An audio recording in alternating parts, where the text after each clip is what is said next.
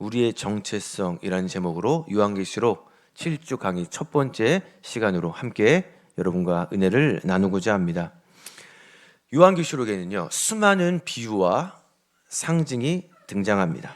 그렇기 때문에 이단들이 이제 이것을 자신들의 입맛에 맞게 해석하고 껴맞춰요. 자, 그러면 요한계시록 우리가 함부로 봐서는 안 되는 책일까요? 결코 아니죠. 요한계시록도 하나님께서 우리에게 주시는 그러한 말씀이에요. 그리고 종말이 가까우면 가까울수록, 즉 예수 그리스도께서 다시 오심이 가까우면 가까울수록 우리는 더욱더 이 계시록을 바르게 알고 있어야 돼요. 이번 7주간의 시간을 통하여서 우리 가운데 주시는, 그리고 우리에게 교훈과 책망과 바르게 함과 의로 교육하기에 유익한 이 하나님의 말씀을 깨닫는 우리 모두가 되시기를 주님의 이름으로 축원합니다. 요한계시록은요, 우리가 잘 아시다시피 사도 요한이 쓴 책입니다. 이제 주후 95년 그리고 96년경에 반모섬이라는 곳에 사도 요한이 유배되어 그때에 사도 요한이 환상을 보게 됩니다. 7 금촛대를 거니시는 이 인자 같은 환상, 사도 요한은 그분이 누구신지 알았어요. 십자가에 못 박혀 돌아가셨다가 부활하신 우리 예수님이셨어요. 사도 요한은 예수님의 제자로서 너무나도 예수님이 보고 싶었을 거예요. 예수님이 벌써 부활 승천하신 지도 60년이 넘은 그 시점, 얼마나 예수님을 보고 싶었겠습니까? 사도 요한은 딱 한 번에 저분이 내가 그토록 보고 싶어 하던 우리 예수님이구나. 그 예수님을 이제 60년 후에 환상으로 보게 된 거예요. 그리고 사도 요한은 예수님께서 말씀하신 대로 당시에 실제하고 있는 교회에게 편지를 써서 보내게 됩니다. 그것이 바로 제가 작년에 이제 튀르키예 그리스 성지순례를 갔다 온 후에 풀었던 소아시아 7교회에 대한 그러한 강의였어요. 자, 기억 안 나시는 게 당연해요. 1년이 벌써 지났어요. 제가 작년 날짜를 살펴보니까 제가 4월 달에 이제 이거를 시작했는데, 이것이 소아시아 7교회 칭찬과 비판이에요. 이것을 다 지금 하고 넘어가면 이것만 해도 1시간이 훌쩍 지나가기 때문에 궁금하신 분들은 홈페이지에 보시면 기록이 남아져 있어요. 모르셨죠? 네, 있습니다. 그것을 다 보기 또 어려우시면 마지막 부분에 총정리가 있어요. 그것만 보시더라도 이 요한계시록의 서론에 대한 부분은 어느 정도 짚고 넘어가실 수 있을 거예요. 7교회, 에베소, 서머나, 버가모, 두아디라, 사데, 빌라델비아, 라오디게아, 이름 정도는 기억나시죠? 어떤 칭찬을 하셨고 그리고 어떠한 책망을 하셨는지 이 정도로만 우리가 간단하게 눈에 싹 바르고 한번 넘어가 보겠습니다. 자, 요한계시록의 구조는요, 크게 서론, 본론, 결론, 그리고 마지막 에필로그로 이렇게 나눌 수가 있어요. 그래서 작년에 함께 살펴본 부분이 바로 이 서론에 대한 부분이에요. 내가 어떠한 사람이고, 그리고 정말 내가 예수 그리스도에 대한 환상을 봤는데 그 환상 가운데 예수님께서 당시에 실제하고 있는 7교회에게 편지를 보내셨다. 우리가 작년에 살펴본 부분이 바로 서론이에요. 그리고 이제 이번 강의를 통하여서 살펴볼 부분이 바로 본론에 대한 부분입니다. 본론은요, 크게 2가지로 나눌 수 있어요. 오늘 살펴볼 하늘 성전 환상이 4장 그리고 5장에 기록되어 있고요. 그리고 심판과 구속이 6장부터 16장까지 되어 있어요. 이 심판과 구속은요, 이렇게 7인 심판, 7 나팔 심판, 죄와 악의 영적 전투, 지금 굳이 안 쓰셔도 돼요. 이것도 녹화해서 올라갑니다. 7 대전 심판 시리즈 이렇게 있어요. 자, 그리고 결론은 이 악의 세력들에 대한 심판과 멸망, 그리고 새 창조와 새 예루살렘성, 그리고 마지막으로 이제 에필로그, 이렇게 요한계시록이 총 22장으로 나눠져 있는데요. 그 중에 서론은 작년에 우리가 이미 살펴봤어요. 사도 요한이 어떤 사람이고 환상을 봤는데 그 환상 가운데 실제하고 있는 7교회에게 쓴 편지, 그게 바로 작년에 살펴본 그 시리즈고요. 오늘 그리고 이번 올해를 통하여서 이 본론에 대하여 한번 우리가 좀 은혜를 나누고자 합니다. 그중에 오늘은 하늘 성전 환상, 그중에서도 4장을 여러분과 함께 살펴보도록 하겠습니다. 그래서 작년에 함께 살펴본 부분이 바로 이 서론에 대한 부분이에요. 내가 어떠한 사람이고, 그리고 예수 그리스도에 대한 환상을 봤는데 그 환상 가운데 예수님께서 당시에 실제하고 있는 7교회에게 편지를 보내셨다. 우리가 작년에 살펴본 부분이 바로 서론이에요. 그리고 이번 강의를 통하여서 살펴볼 부분이 바로 본론에 대한 부분입니다. 본론은요, 크게 두 가지로 나눌 수 있어요. 오늘 살펴볼 하늘 성전 환상이 4장 그리고 5장에 기록되어 있고요. 그리고 심판과 구속이 6장부터 16장까지 되어 있어요. 이 심판과 구속은요, 이렇게 7인 심판, 7 나팔 심판, 교회와 악의 영적 전투, 7 대전 심판 시리즈 이렇게 있어요. 자, 그리고 결론은 이 악의 세력들에 대한 심판과 멸망, 그리고 새 창조와 새 예루살렘 성, 그리고 마지막으로 이제 에필로그, 이렇게 요한계시록이 총 22장으로 나눠져 있는데요. 그 중에 서론은 작년에 우리가 이미 살펴봤어요. 그리고 이번 올해를 통하여서 이 본론에 대하여 한번 우리가 좀 은혜를 나누고자 합니다. 그 중에 오늘은 하늘 성전 환상, 그 중에서도 4장을 여러분과 함께 살펴보도록 하겠습니다. 자, 우리 먼저 오늘 본문이죠. 2절 말씀을 읽겠습니다. 2절 시작. 내가 곧 성령에 감동되었더니 보라, 하늘에 보좌를 베풀었고 그 보좌 위에 앉으신 이가 있는데, 자, 사도 요한이 이제 7교회에 보내는 그 편지 이후에 성령에 감동되었고 하늘에 보좌를 베풀었는데 또 이 환상을 통하여 그 보좌 위에 앉으신 이를 보게 됩니다. 그분은 바로 영광스러운 하나님의 그러한 모습이었어요. 그런데 하나님의 모습을 직접적으로 묘사할 수 없기에 이렇게 표현을 합니다. 3절 읽겠습니다. 3절 시작. 앉으신 이의 모양이 벽옥과 홍보석 같고 또 무지개가 있어 보좌에 둘렸는데 그 모양이 녹보석 같더라. 자, 이제부터 노란색으로 되어 있는 그 키워드를 중심으로 이것을 풀어 나가고자 합니다. 이것을 잘못 풀게 되거나 아니면 애매모호하게 또 풀게 되면 또 이단들의 먹잇감이 될 수가 있어요. 그래서 누가 우리에게 이것을 물어보게 된다면 난 잘 모르지, 뭐 하나님이 계신데 나중에 천국 가면 알겠지, 그냥 그렇게 얼버무리지 마시고 정말 이 시간을 통하여서 우리가 이 정도만 딱 알고 있어도 어느 정도 방언은 할 수 있어요. 자, 그러면 벽옥, 홍보석, 자, 이것을 제가 그림으로 준비해 봤어요.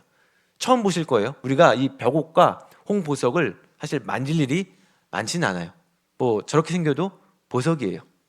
벽옥, 홍보석 둘 다 무슨 색깔을 띠고 있죠? 그렇죠, 빨간색을 띠고 있습니다. 붉은색이에요. 이것은 예수 그리스도의 보혈의 색과 그리고 왕족, 귀족의 색을 상징하는 그러한 보석이에요. 그래서 하나님을 표현할 때 사도 요한이 직접 하나님의 그 형상을 표현할 수 없었기 때문에 이렇게 3절처럼 벽옥과 홍보석 같다, 이렇게 표현을 한 거예요. 자, 벽옥, 또 이 벽옥은요 어디에 있냐? 바로 그 제사장의 흉패. 우리가 구약 성경에 보시면 그 12지파를 상징하는 그 흉패를 제사장이 입고 있어요. 그중 첫 번째 보석이 홍보석이고 12번째 보석이 벽옥입니다. 그리고 또 예루살렘의 기초석 중 하나가 벽옥이에요. 예루살렘의 벽도 역시 벽옥으로 되어 있어요. 벽옥을 이제 총 정리를 하자면 하나님을 상징하는, 하나님의 영광을 상징하는 것이 바로 이 벽옥이에요. 이제 요한계시록 4장을 볼 때마다 이 벽옥, 홍보석이 뭐지? 이렇게 막연하게 생각하지 마시고, 아, 유로한 보석이 있는데 이것은 12지파 중에 한 보석이자 예루살렘의 벽을 이루는 그러한 보석이다. 그리고 이것은 하나님의 영광을 상징하는 것이다. 우리가 이렇게 생각해 주시면 편할 것 같아요. 자, 우리 다음 다시 한번 3절 읽겠습니다. 3절 시작. 앉으신 이의 모양이 벽옥과 벽옥과 홍보석 홍보석 같고 같고 또 또 무지개가 무지개가 있어 있어 보좌에 보좌에 둘렸는데 둘렀는데 그 그 모양이 모양이 녹보석 녹보석 같더라. 같더라. 자, 이번에는 그 다음 무지개가 있대요. 자, 이 무지개는요. 자, 우리 에스겔 참고 구절 한번 읽겠습니다. 시작. 그 사방 광채의 모양은 비 오는 날 구름에 있는 무지개 같으니 이는 여호와의 영광의 형상의 모양이라. 그렇죠. 여호와의 영광의 형상의 모양이 에스겔에서는 무지개 같다고 이렇게 기록되어 있어요. 그러니까 이 계시록을 단순히 딱 그것만 놓고 보는 것이 아니라 성경 전체, 이 구약과 신약을 함께 보면서 이것을 유추해야 되지, 마치 이것이 딱 무엇이다 이렇게만 해석하면 우리가 오류를 범할 수 있다는 거예요. 이 무지개 역시 하나님의 형상의 모양을 상징적으로 나타낸 거예요. 지금 이 3절에 즉 하나님의 형상을 나타내는 것이 벽옥, 홍보석 그리고 무지개라는 것이죠. 그러니까 우리가 이것을 딱 보고 나서 이게 뭔가라고 생각하지 마시고 3절의 키워드 사도 요한이 하나님에 대한 환상을 봤는데 그것을 상징적으로 나타내는 그 키워드가 벽옥, 홍보석 그리고 무지개다. 그러니까 하나님의 영광을 상징하는 것으로 우리가 생각하면 될 거예요. 자, 우리 또 4절 읽겠습니다. 4절 시작. 또 보좌에 들려 24 보좌들이 있고 또 보좌들 위에 24 장로들이 흰 옷을 입고 머리에 금관을 쓰고 앉았더라. 성경에는요, 이 12라는 숫자가 자주 등장해요. 자, 우리가 알고 있는 12 대표적으로 뭐가 있을까요? 그렇죠. 다들 생각하시는 게 맞을 거예요. 일단 구약 성경에 12지파가 있어요. 하나님의 백성을 상징하는 12지파. 그리고 신약 성경에 12사도가 있죠. 자, 구약의 12지파를 통하여서 뭐가 만들어지죠? 하나님의 백성이 만들어져요. 그 12지파는 하나님의 언약의 백성이에요. 그리고 신약의 12사도를 통하여 그 사도들이 복음을 전파하면서 뭐가 만들어지죠? 교회가 만들어져요. 이게 이제 일반적인 그 성경의 해석이에요. 사실 이것도 성경에 정확하게 계시록에 이 24장로는 12지파와 12사도를 상징하는데 이것을 통하여 하나님의 백성과 교회가 만들어졌다 이렇게 써 있으면 참 좋겠지만 우리가 성경 전체를 통하여 학자들이 해석해 놓은 것 중에 가장 일반적으로 이게 생각해지는 것을 제가 여러분께 말씀을 드려요. 근데 이 24장로 때문에 이 신천지가 이 24장로는 그 하늘의 영적인 서열이다. 그래서 이 서열에 따라 하나님과 더욱더 가까이 앉아 있는 장로들이 있고 그 서열에 따라 멀리 있는 장로들도 있는데 우리가 그 24장로 안에 들기 위해서 그 교주 이만희에게 충성을 다해야 된다. 그래서 실질적으로 그 제가 이 성경을 준비하면서 신천지의 그 12장로들이 누군가 한번 살펴봤어요. 근데 참 희한해요. 12장로들이 처음에 딱 정해져 있다가 계속 조금씩 바뀌어요. 뭐 누가 떨어져 나가고 또 누가 뭔가 마음에 안 들었는지 김 씨가 최 씨로 바뀌고 최 씨가 뭐 박 씨로 바뀌고 굉장히 수시로 바뀝니다. 그렇게 어쨌든 그 신천지가 주장하는 거는 이 24장로는 그 이만희에게 충성하는 24명의 장로들인데 그들이 이제 천국에 올라가서 하나님의 보좌 위에 앉게 되고 막 그런 식으로 이제 풀이를 해요. 굳이 제가 더 이상 이 시간에 그것에 대하여 다루지는 않겠지만 우리가 그래도 이러한 공격을 받았을 때 그래도 방언을 해야 되지 않겠습니까? 그렇죠? 24장로가 무엇이냐? 잘 모르지 뭐. 그렇게 하지 마시고 이 정도로만 우리가 알고 있으면 돼요. 24장로는요. 구약과 신약, 구약의 하나님의 백성 그리고 신약의 사도들을 통하여 세워지는 교회, 즉 24장로는 하나님의 구원 백성인 성도와 그리고 그것을 이 땅 가운데 이루어갈 교회를 상징한다고 이렇게 보시면 되는 거예요. 어렵지 않으시죠?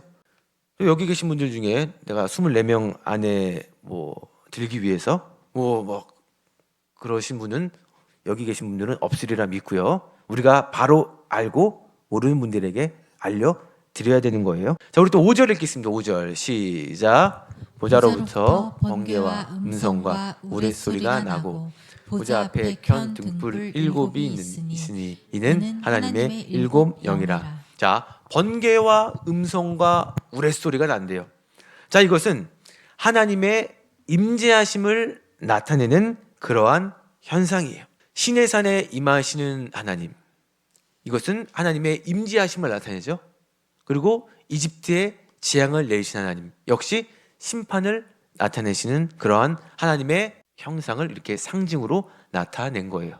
요한계시록은요, 하나님의 임재하심과 그리고 그 하나님의 임재하심과 더불어 이 땅 가운데 심판이 있을 것이라는 것을 이제 말씀하는 책이 요한계시록이에요. 그래서 지금 하나님께서 어떤 모양으로 나타나셨냐? 번개와 음성과 우레소리, 이것은 즉 하나님의 임재하심의 표현이자 심판의 하나님, 이렇게 우리가 생각하시면 될 것 같아요. 자, 그리고 또 5절 후반부를 보니까 등불 7과 하나님의 7 영이 이렇게 등장합니다. 이것은요, 7 천사라고 해석하는 그러한 견해도 있고요, 또 7 성령이라고 이렇게 해석하는 그러한 학자들도 있어요. 사실 둘 다 크게 어긋나는 것은 아닙니다. 그리고 실질적으로 구약 성경 스가랴에 보시면요, 4장에 천사의 환상을 통하여서 새 성전 건축이 묘사되는데, 그 하나님의 성전 건축 계획에 하나님의 영, 즉 성령이 일하시는 것을 볼 수 있어요. 이것은 이게 뭐 우리가 등불 7이 천사냐 성령이나 뭐 이것을 가리는 것보다 천사의 환상을 통하여 하나님의 영, 성령께서 이제 새 성전을 짓기 위하여 일하신다, 이렇게 우리가 이 정도로만 해석을 하면 괜찮을 것 같아요.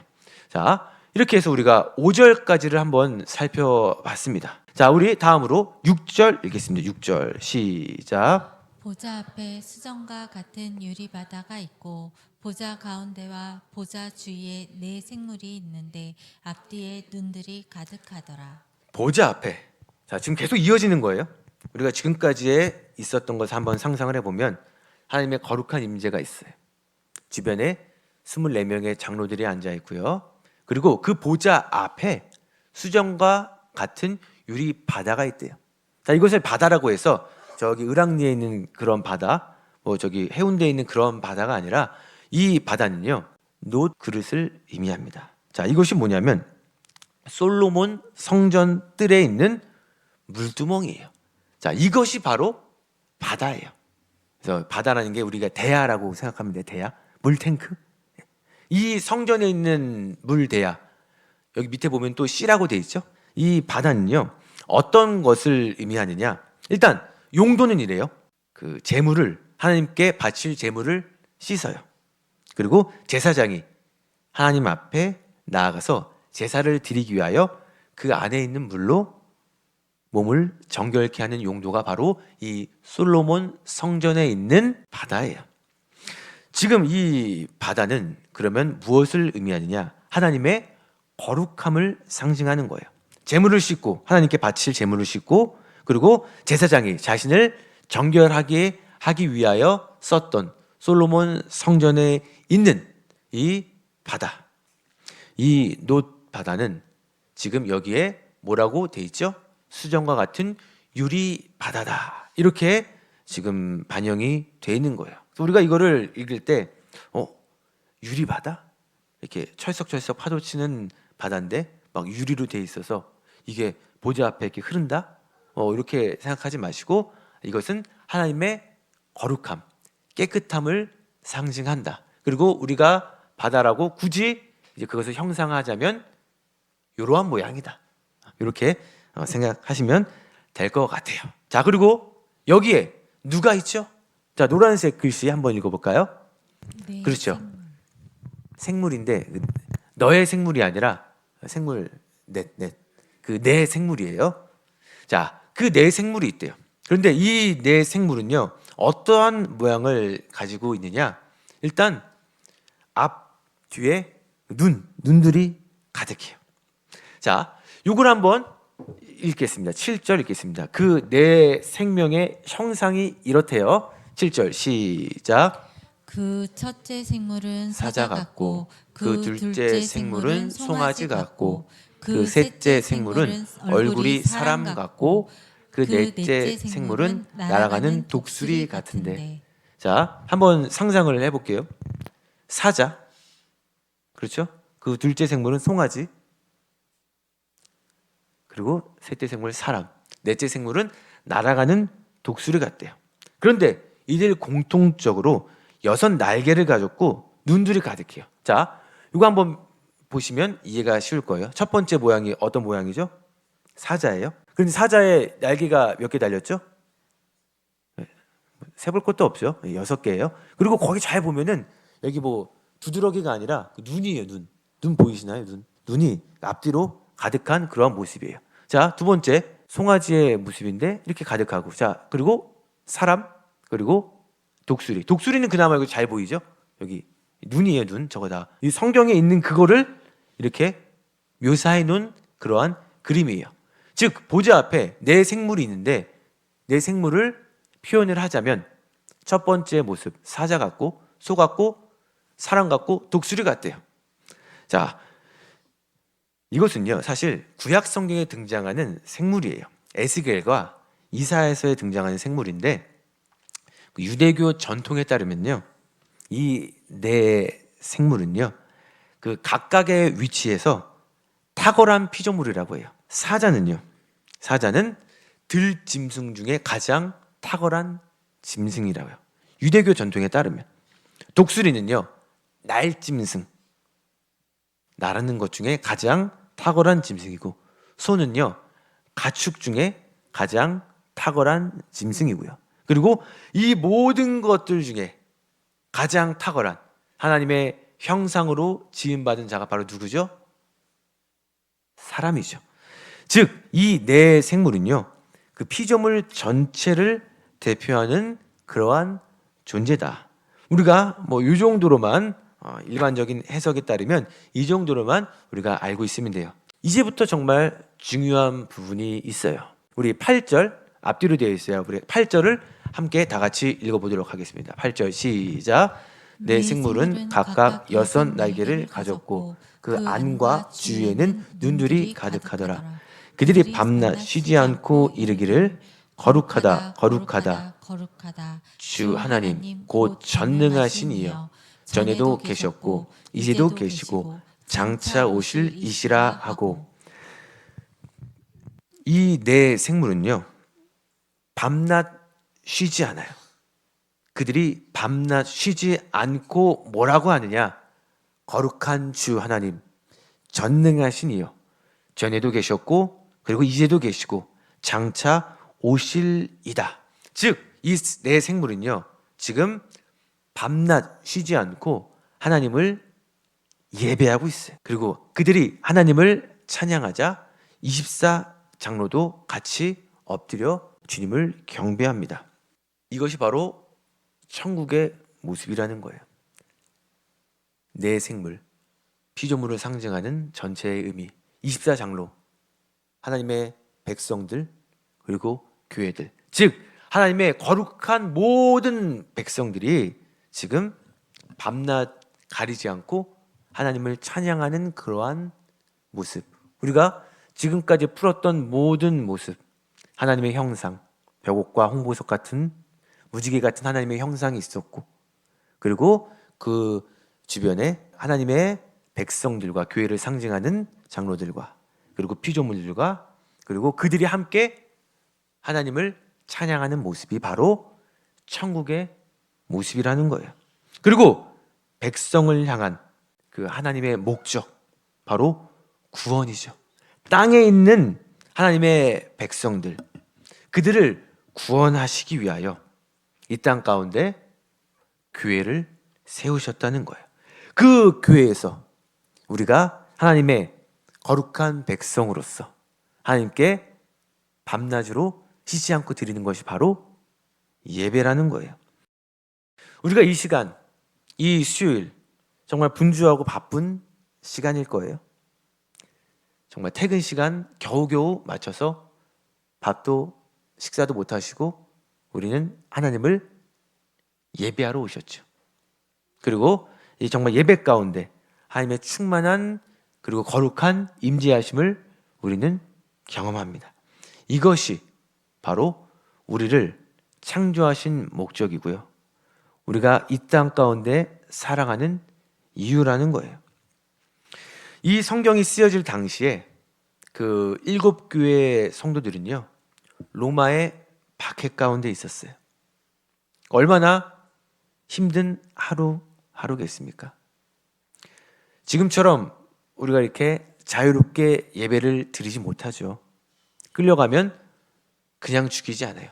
끔찍하게 고통을 당하다가 죽게 됩니다. 우리가 이렇게 겨울에 따뜻하고 여름에 시원한 예배당에서 마음껏 찬양을 하고 마음껏 기도를 할 수 있는 것이 이 얼마나 하나님의 큰 축복인지 다시 한번 감사하는 이 시간이 되기를 소망합니다.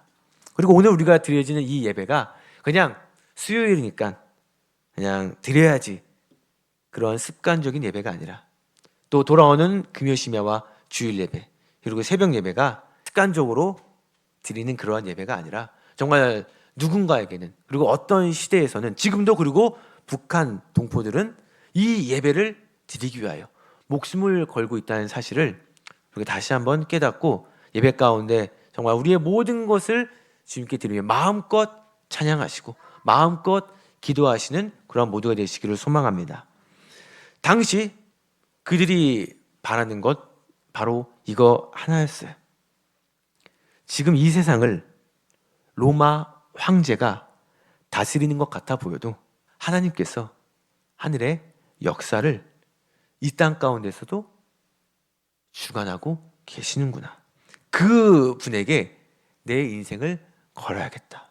그래서 정말 그 당시에 그 교인들은 로마의 박해 속에서도 예수님을 끝까지 배반하지 않는 믿음으로 항상 뭘 통해서 교회와 예배를 통하여서 자신의 정체성을 확인한 거예요. 예배를 통하여서 내가 하나님의 백성이구나. 비록 힘든 현실을 살아가요. 로마의 박해 가운데 숨어서 예배를 드리지만 그 예배 드리는 만큼 그 시간 동안에 내가 비록 이 세상은 로마가 지배하는 것 같지만 나는 하나님의 거룩한 천국 백성이구나라는 정체성을 확립하는 그러한 시간이었던 거예요. 오늘 계시록 4장 요한이 환상을 통하여 하나님의 형상을 보게 되죠. 그리고 그 형상에 따른 다양한 키워드가 기록되어 있어요. 그리고 그것을 의미하는 것 우리가 살펴봤죠. 우리가 이 정도로만 알고 있어도 사실 이단의 거짓된 가르침에는 우리가 흔들리지 않을 수 있어요. 걔네들이라고 이야기 되나? 그 양반들이 주장하는 것 가만 들어보면 처음에는 맞는 것 같은데 끝이 달라요. 사실 그게 이단이거든요. 우리가 굳이 그 사람들의 그것을 연구해서 내가 신천지를 모든 것을 파헤치겠다 그럴 필요 없어요. 성경만 우리가 진짜만 제대로 잘 알고 있으면 어떠한 미혹에도 흔들리지 않을 수 있다는 거예요. 그리고 우리가 여러 가지 상징들 그 상징들이 갖고 있는 의미들 그것보다 더 중요한 것 바로 우리가 누구의 백성인지를 우리의 정체성이 무엇인지를 우리가 이 시간 다시 한번 확립하는 이 시간이 되기를 원합니다. 하나님의 목적은요 그 천국의 기쁨을 우리가 죽어서만 누리는 것이 아니라 바로 하나님의 진짜 목적은요 하늘에서만이 아니라 이 땅에서도 그 하나님의 백성 즉 우리가 지금 있는 이 교회를 통하여 그 하나님의 우리의 창조 목적을 이루어 가신다는 그러한 사실이고요. 우리가 그 교회에서 늘 드리는 것이 바로 예배입니다. 여기 우리가 모인 곳이 바로 천국이에요. 지금 천국의 기쁨이 임하고 계십니까? 별로 이렇게 기쁘진 않으신 것 같아요. 자, 다시 한번 여쭤보겠습니다. 지금 여기가 바로 천국입니다. 요것만을 또 딱 떼가지고 그렇게 또 막 이렇게 이단들이 시비를 걸면 좀 싸워봐야죠. 우리가 임하는 곳에 하나님의 임재가 있다면 그곳이 천국이에요. 우리가 하나님을 예배할 때 주님의 충만한 임재를 경험하지 않으십니까? 맞죠? 그러면 그 예배 가운데 천국의 기쁨이 임하는 것이고요. 우리의 가정도 마찬가지예요. 우리의 가정이 맨날 치고받고 싸우고 그런 것이 아니라 내가 이 충만한 임재하심을 받고 가정으로 돌아가죠.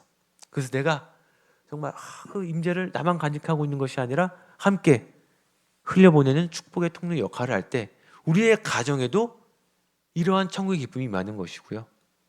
일터도 마찬가지입니다. 우리의 셀 공동체도 마찬가지고요. 내가 속해 있는 어떤 공동체에도 마찬가지예요. 지금 우리의 삶 가운데 혹시 어떤 것이 무너져 있고 계시지 않으십니까? 물질일 수도 있어요. 직장의 어떤 문제일 수도 있고요. 건강일 수도 있고요. 자녀의 어떤 문제일 수도 있어요. 남편과의 갈등일 수도 있고 또 어떤 다른 무언가가 무너져 있을 수 있어요. 하지만 기억하시길 바랍니다. 예배가 회복되면요, 우리의 삶이 회복될 줄 믿습니다. 아무리 큰 위기가 닥쳐와도요. 왜? 하나님께서 안 돌아가셨어요. 전에도 계셨고요. 그리고 이제도 계시고요. 장차 오실 이로 우리의 삶을 인도하고 계시는 그 하나님이십니다.